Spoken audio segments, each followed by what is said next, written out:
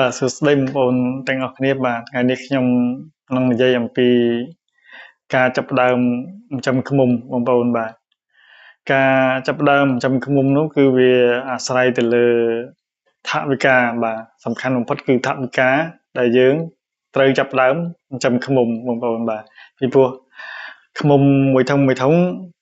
វាមិនធូរថ្លៃប្រហែលដែរវាតម្លៃបច្ចុប្បន្នហ្នឹងក៏ប្រមាណជា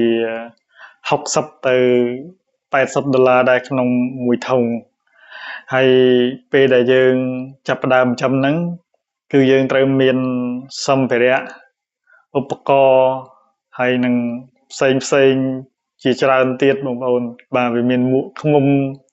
មានប្រដាប់កោះអីចឹងទៅហើយត្រូវការទិញធុងឃ្មុំបន្ថែមទិញបកងទិញកមួនច្រើនបាទការចាប់ផ្ដើមចិញ្ចឹមឃ្មុំដំបូងគឺ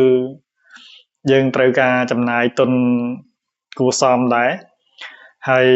រហូតដល់ឆ្នាំទី2បាទទើបយើងរៀងធូរតិចដោយសារតែយើងមានកមួនខ្លួនឯងព្រោះយើងចិញ្ចឹមឃ្មុំមួយឆ្នាំហើយបាទល្មមដែលយើងអាចមានកមួនដើម្បីប្រើប្រាស់បានហើយអញ្ចឹងវាសំខាន់បងប្អូនថាតើបងប្អូនចង់ចាប់ផ្ដើមប្រមាណធុងទៅបងប្អូនបាទចង់មួយធុង4ធុងឬក៏10ធុងឬក៏20ធុងបងប្អូនបាទអញ្ចឹងបើសិនជាបងប្អូនមានដើមទុនច្រើនបងប្អូនអាចទិញតែម្ដងទៅបាទទិញ20ធុងទៅហើយដល់រដូវចាំដល់រដូវចម្ការគរអញ្ចឹងចាំបងប្អូនទិញ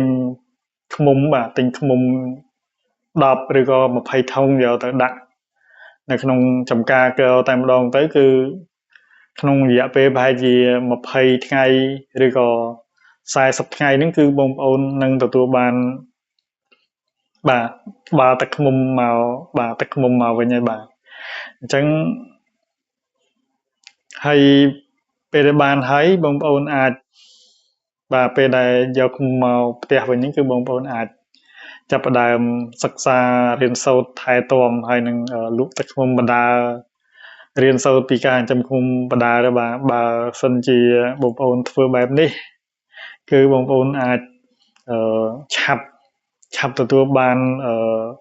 ថវិកាត្រឡប់មកវិញបាទប៉ុន្តែចំណាយដើមទុនដំបូងហ្នឹងក៏ខ្ពស់ដែរហើយបើជាការល្អសម្រាប់បងប្អូនដែលមិនទាន់ហ៊ានចំណាយថវិកាហើយសិក្សាពីវាមិនទាន់បានច្បាស់លាស់ទេ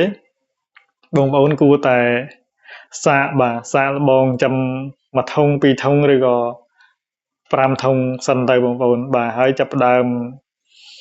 រៀនសូត្រសិក្សាពីវាបាទឲ្យច្បាស់ពីការចិញ្ចឹមថែទាំពង្រីកពូជបង្កើតស្ដេចឃ្មុំបាទបច្ចេកទេសផ្សេងដែលពាក់ព័ន្ធទៅនឹងការប្រមូលផលអីចឹងណាបងប្អូនបាទអញ្ចឹងបើបងប្អូនចាប់ផ្ដើមពីចំនួនតិចទៅបងប្អូនអាច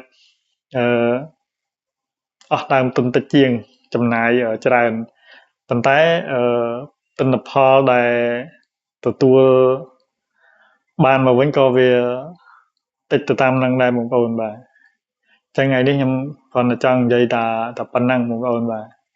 ការចាប់តាមចិញ្ចឹមឃ្មុំហ្នឹងគឺវាអាស្រ័យទៅលើ